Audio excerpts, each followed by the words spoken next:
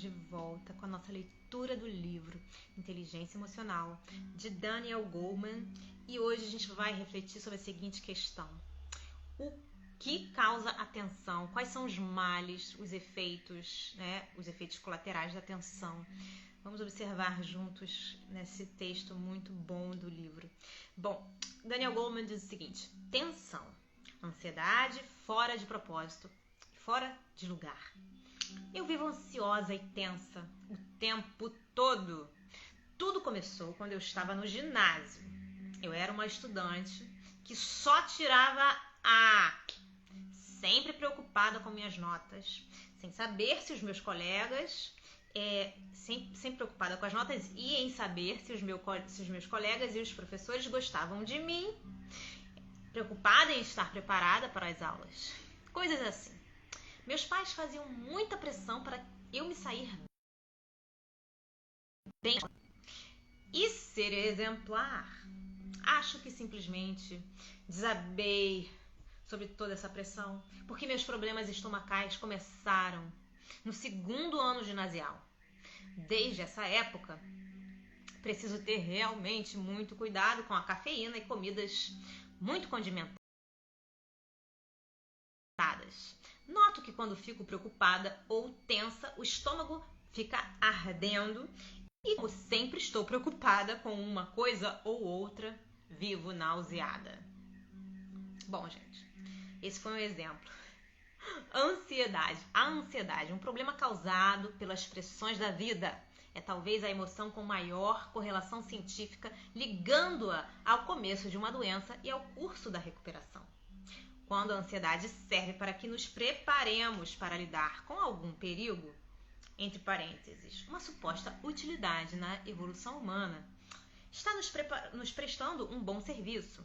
Mas na vida moderna, a ansiedade é, na maioria das vezes, fora de propósito e dirigida para o alvo errado. A raiva se torna patológica quando ocorrem circunstâncias triviais ou quando é invocada pela mente como reação equivocada, dirigida ao alvo errado. Repetidos ataques de ansiedade indicam altos níveis de estresse. A mulher cuja preocupação constante lhe causa problemas gastrointestinais é um exemplo didático de como a ansiedade e o estresse exacerbam problemas clínicos.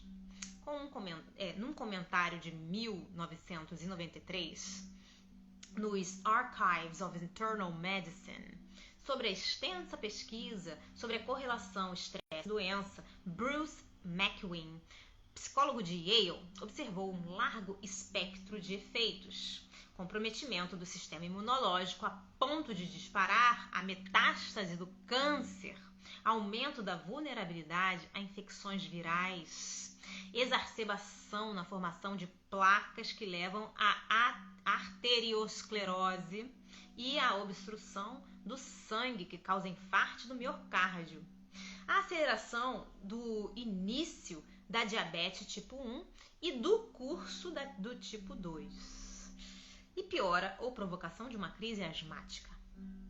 O estresse também pode levar à ulceração do trato gastrointestinal, provocando sintomas como colite ulcerativa e doenças inflamatórias do intestino. O próprio cérebro está sujeito aos efeitos de longo prazo do estresse constante, incluindo danos ao hipocampo e, portanto, à memória. De um modo geral, diz McEwen, crescem os indícios de que o sistema nervoso está sujeito a desgaste e rompimento, como resultado de experiências estressantes. Indícios particularmente fortes do impacto clínico do estresse vieram de estudos sobre doenças infecciosas, como resfriados, gripes e herpes.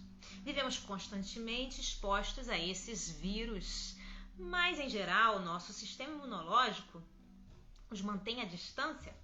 Só que, sob estresse emocional, essas defesas, na maioria das vezes, falham. Em experimentos nos quais a robustez do sistema imunológico foi avaliada diretamente, descobriu-se que o estresse e a ansiedade o debilitam, mas a maioria desses estudos não deixa claro se a gama de enfraquecimento imunológico tem significado clínico, ou seja, é suficientemente grande para abrir caminho à doença. Por esse motivo, mais fortes ligações científicas entre tensão e ansiedade com vulnerabilidade clínica vêm de estudos de acompanhamento. Aqueles que começam com pessoas saudáveis e monitoram primeiro o aumento de perturbação, seguido por um enfraquecimento do sistema imunológico e início da doença.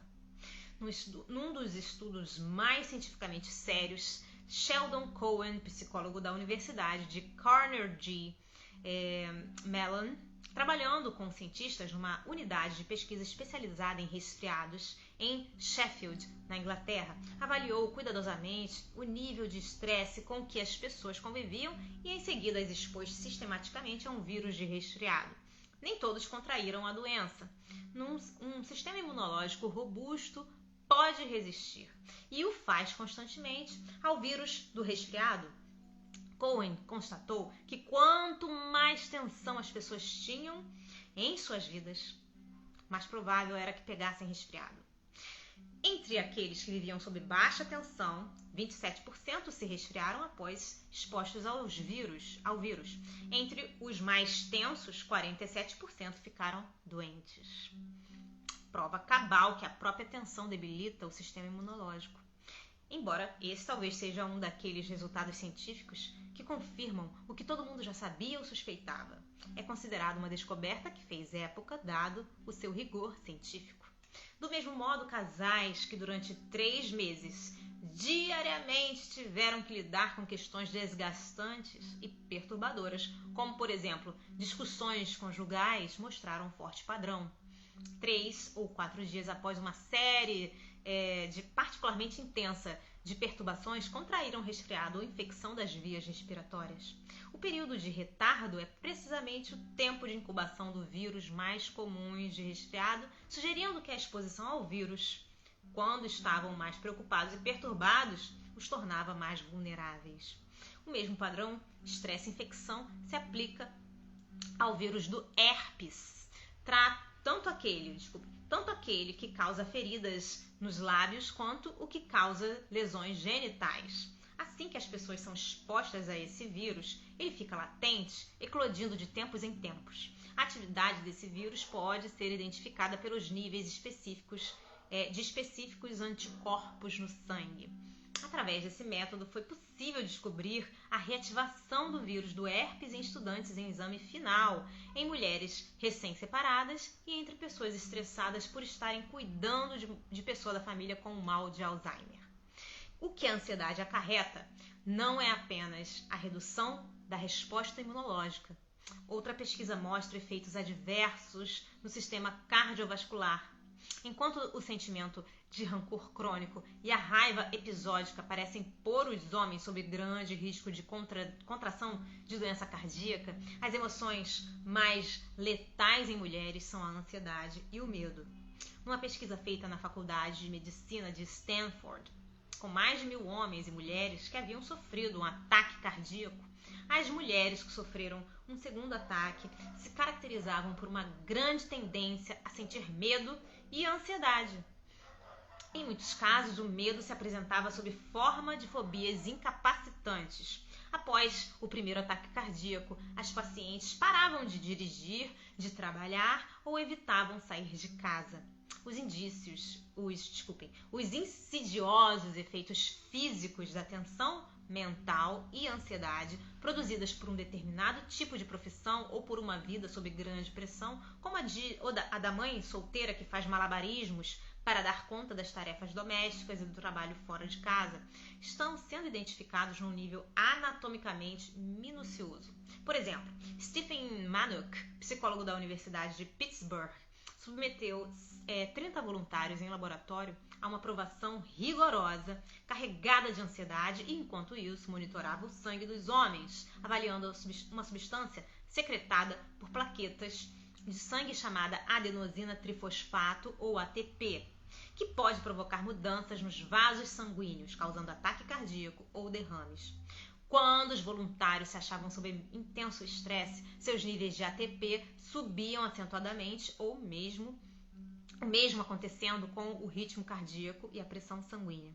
Conforme é de se supor, os riscos para a saúde são maiores para aqueles que trabalham sob intensa pressão, alta exigência de desempenho e pouca ou nenhuma possibilidade de ter sob o próprio controle as tarefas que lhes são exigidas.